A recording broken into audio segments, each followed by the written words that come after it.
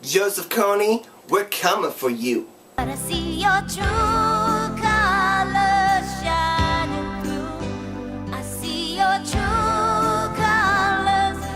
That's why I love you. So don't be afraid to let them show. Hello YouTube, and welcome back to another day with one and only Billy J. If you're on YouTube, which you obviously are if you're watching my video, then you've obviously heard about Kony 2012. I do not work for Invisible Children, and I have no association with that organization. But unfortunately, the video that they produced that went viral has come under tons of criticism from a lot of YouTubers and news media outlets. I'm a supporter of the Second Amendment right, the right to bear arms. I'm also a supporter of the First Amendment right, which is the freedom of speech. I believe that everyone is entitled to their own opinion. To me, opinions are like assholes. Everybody's got one. The purpose of this video is for me to express my viewpoints on some of the criticisms of the Kony 2012 video produced by Invisible Children. In my opinion, I think some people are taking it too literally and also taking it a little bit too far. Some people are saying that the video is oversimplifying the conflict with Joseph Kony. Nor does the video mention what the Ugandan government has done to stop Kony or any other government in the region. To that criticism, I say, yes, you are correct. But my question is, why does it matter? That was not the purpose of the video. The purpose of the video was not to give a documentary on the plight of Joseph Kony and the LRA in northern Uganda. The purpose of the video was not as a documentary telling both sides of the story. The purpose of the video was to bring attention to Joseph Kony and make him famous.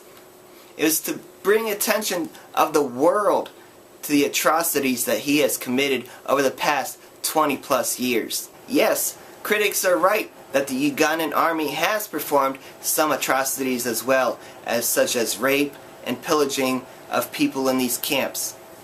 The viewpoint is from a handful of filmmakers that work with Invisible Children, and it follows their journey with Invisible Children and with their friend Jacob. So the film is basically through their eyes and their perspective on the issue, and their goal of the organization to bring Joseph Kony to justice in the year 2012. The world is not black and white, and issues can become very complicated. And with any situation, there is always that simple kernel. That kernel of truth. And that kernel of truth, in this case, is that Joseph Kony is a monster. He is a monster that has kidnapped children, innocent children, and forced them to fight in his Lord's resistance army. And he has taken women and raped them repeatedly. He has mutilated countless people. This isn't the George Washington of Uganda trying to fight for freedom. Maybe in his mind he is the George Washington of Uganda, but he has definitely gone about it the wrong way. Some people criticize the video and saying that the video is elitist. I personally did not get that vibe. I personally did not get the vibe that the video is portraying that only America can change this in Uganda. In the video, they interviewed a politician in Uganda named Norbert Mayau. Norbert went on to mention that any country that helps Uganda fight off Kony and find Kony is a friend of Uganda. He did not specifically say only America can help us. Yes, the video goes on and mentions about Washington and America.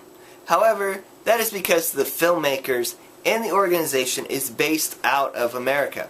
So with the filmmakers and organizers primarily being Americans, of course they're going to talk about Washington and American politicians. But the filmmakers don't just mention Americans. They mention the people of the world. They mention how the people of the world can, for the first time in history, unite for a cause. And it's not just the top 1%. and the corporations that have bought politicians that can help decide what conflicts America or any other government can intervene in. So for the first time, the American people can help shape the American foreign policy. So that's what these filmmakers did. They rallied support for a cause. And that, my friend, was the purpose of their video, was to rally support for their cause to bring Joseph Kony to justice. In October of 2011, President Barack Obama authorized about 100 U.S. troops to be deployed to Uganda to aid and advise the Ugandan army and help them find Joseph Kony. Apparently since then, interest in bringing Joseph Kony to justice has been waning, and a politician even mentioned that once interest wanes, then the troops will probably be brought back. So, in order to generate more interest in bringing Joseph Kony to justice, they made this video.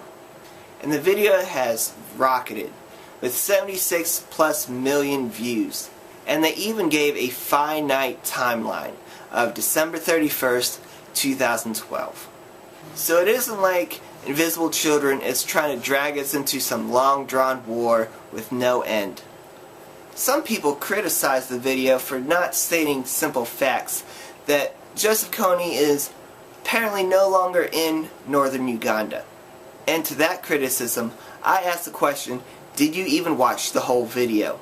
The video does mention that Joseph Kony and the LRA are very elusive. They are not bound by boundaries of countries like a normal army, and they stay hidden in the wilds and jungles of Africa. The video does mention that Joseph Kony and the LRA have moved on to other countries. The video goes on to say that the LRA is waning in population. But just because Joseph Kony left northern Uganda and the LRA is shrinking in numbers does not mean that he should not be brought to justice. Some critics even say that Joseph Kony and the LRA were most active about 20 years ago. That is true, but that does not mean that he should not be brought to justice today. Hell, there are still Nazi hunters out there searching for Nazis, and that war ended in 1945. The video served its purpose in bringing awareness of what had happened in northern Uganda and what may be happening in other countries in Central Africa. Before the video went viral, many of us had never heard of Joseph Kony. Some of us may have. The media in America barely even mentions Africa. Americans barely even care about Africa. And that's the truth. Just look at the news. There's not even any mention about Africa.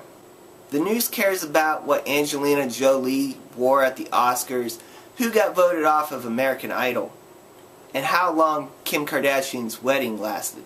I'm glad that Invisible Children brought Joseph Kony to light to many Americans, because believe it or not, there are monsters like this all over the world. And like the filmmaker mentioned, that if that were to happen in America or any other Western country, it would be world news.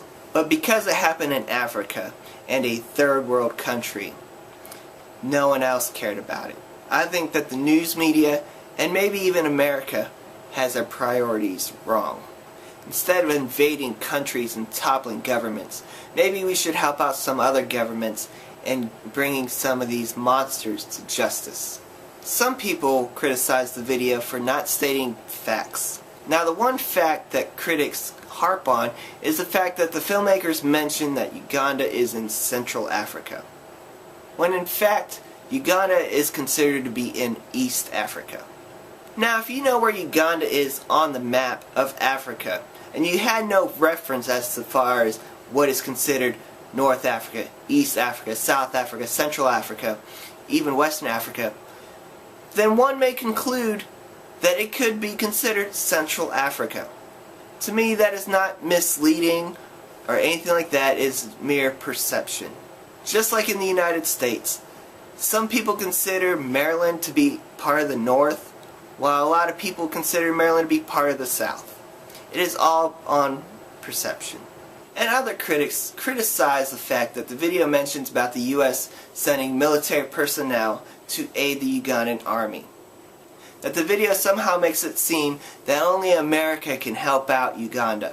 Well, to me, I have no problem with that in the video, because the filmmakers are American. So it isn't like they're going to go to Britain and say, hey Brits, send your army down to Uganda and help them out.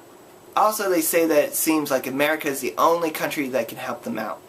The Ugandan army doesn't have the most advanced equipment in the world, the newest technology, or anything like that.